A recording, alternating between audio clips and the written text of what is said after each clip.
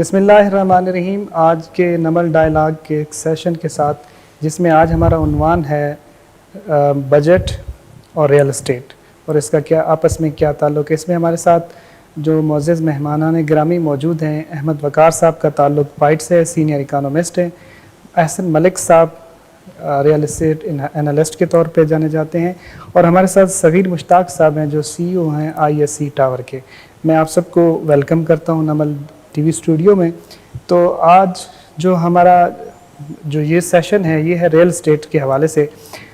सग़ीर साहब, जब हम बात करते हैं रियल एस्टेट की, इस वक्त हमारी रियल एस्टेट की जो वर्थ बताई जाती है वो $400 बिलियन तक बताई जाती है। और जब हम आप इस तरफ आते हैं रेगुलेटेड मार्केट की तरफ, तो रीट्स पाकिस्तान में, क्योंकि आप ISC रीट्स के CEO के तौर पे काम कर रहे हैं, बहुत कम है, और जो लिस्टेड हैं वो 2 हैं। इसकी क्या वजूहत, क्यों नहीं जाना चाहते लोग इस तरफ?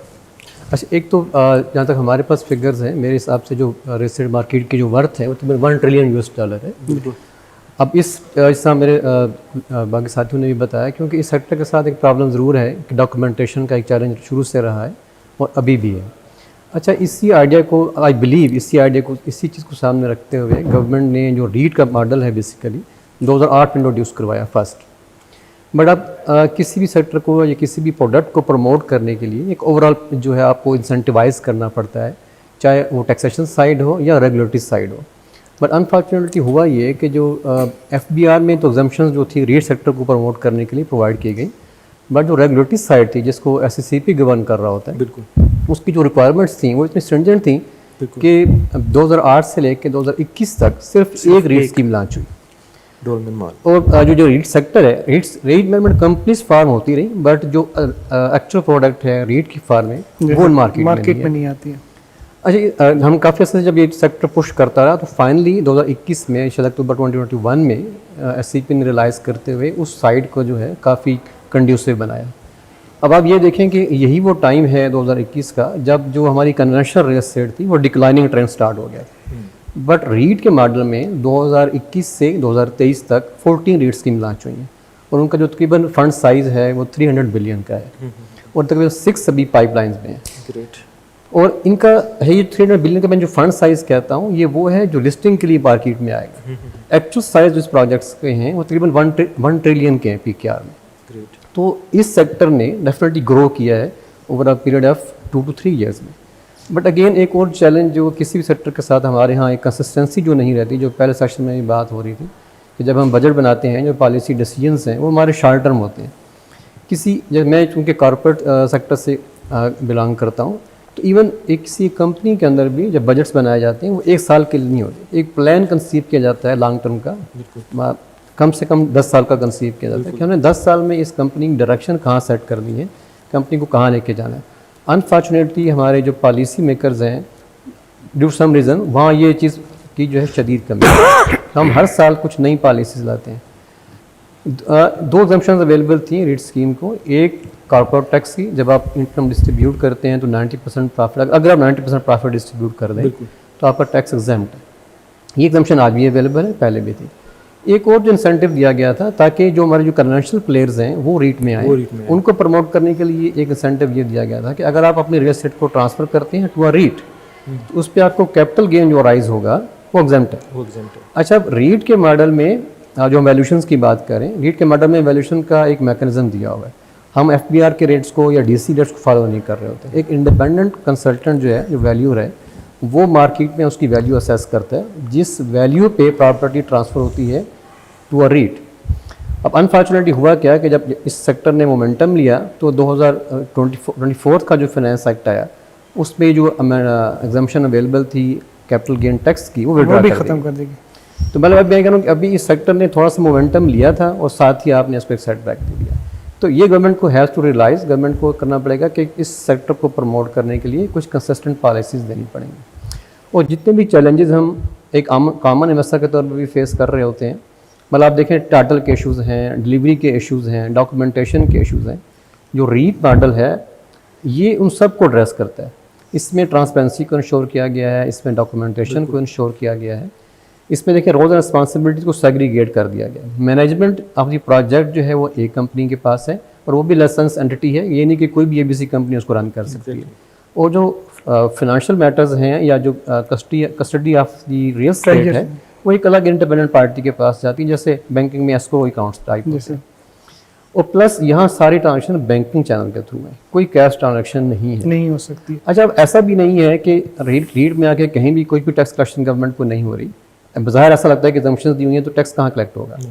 जब रीट स्कीम अपने ओनर्स को या शेयर होल्डर्स को डिविडेंड के फॉर्म में डिस्ट्रीब्यूट करती है तो वहाँ 15% विद होल्डिंग टैक्स देते हैं, क्योंकि सबसे हमारे पास हमने आज की डेट में विद होल्डिंग टैक्स सबसे इफेक्टिव है टैक्स कलेक्शन के पॉइंट ऑफ व्यू।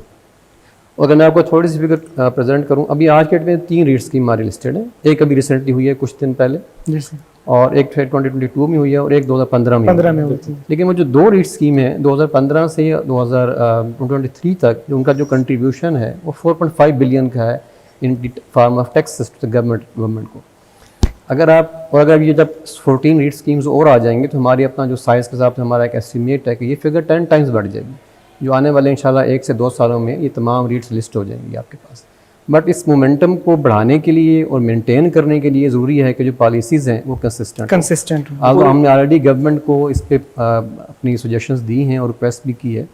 अच्छा, इसकी एक साइड मैं ऐड करना चाहूँगा, एक साइड और भी है रियल एस्टेट से। जब क्योंकि रीट्स स्कीम का मॉडल ये है कि आपने टाइटल को प्रोटेक्ट करना है कि वो जो लैंड ओनर्स है या डेवलपर है उसकी कस्टडी में ना हो, तो लैंड का जो टाइटल है वो ट्रांसफ़र होता है ट्रस्टी के नाम पे, एस्क्रो को। अब उस पर ट्रांसफ़र की कास्ट है जो अलग डिपार्टमेंट FBR से अलग डिपार्टमेंट डील कर रहा होता है। अच्छा, वो भी आफ्टर 18 अमेंडमेंट अब हर प्रोविंस में फेडरल में अलग अलग रेट्स हैं।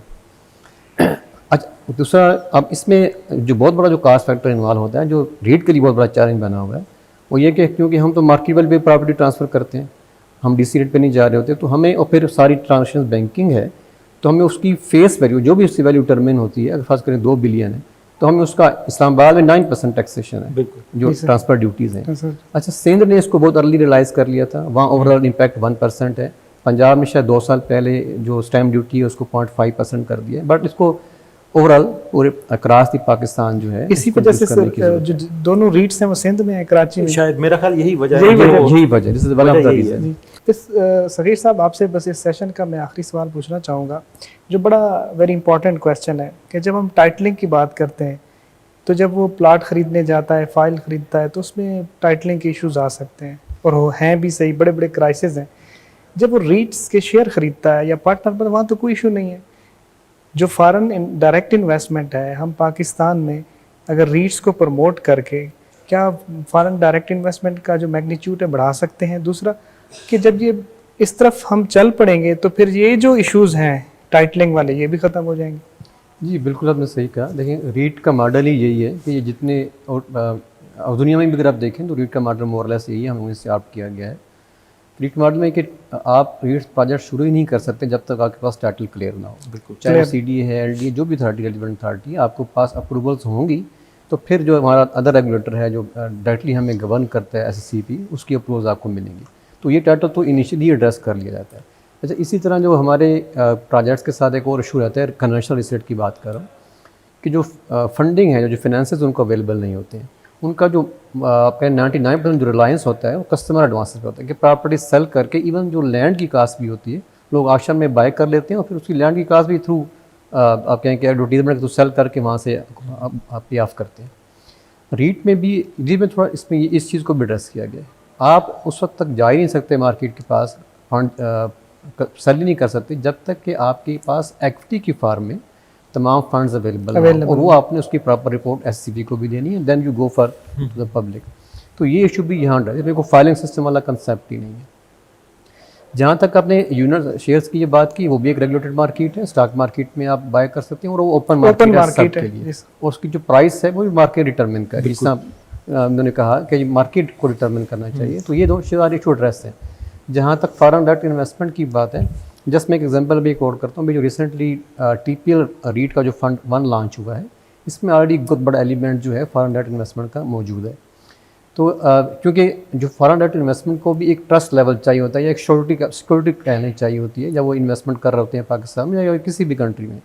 तो रीट अगेन चूँकि एक रेगुलेटेड सेक्टर है, तो इसका जो ट्रस्ट लेवल है वो कहीं ज़्यादा है as compared to our conventional real estate.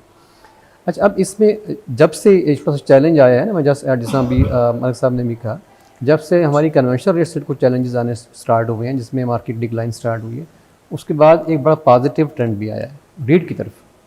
क्योंकि हमारे पास भी वीकली या हर 2 हफ्तों के बाद कुछ लोग आ रहे होते हैं एंड दे आर सीकिंग कि हमें रीट की तरफ आना चाहिए। तो एक अवेयरनेस जो है वो क्रिएट होना स्टार्ट हो गई है।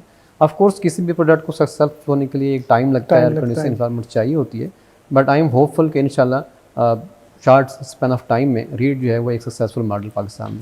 आज के जो तीनों सेशन से हमें एक नतीजा अक्स ये हुआ कि जो इस वक्त टैक्सेशन का सिस्टम है, जो इस टैक्सेशन में आ चुका है, उसके ऊपर मज़ीद टैक्सेशन की तरफ जा रहे हैं, लेकिन जो टैक्स बेस है उसकी तरफ नहीं जा रहे ताकि उस टैक्स बेस को बढ़ाया जा सके।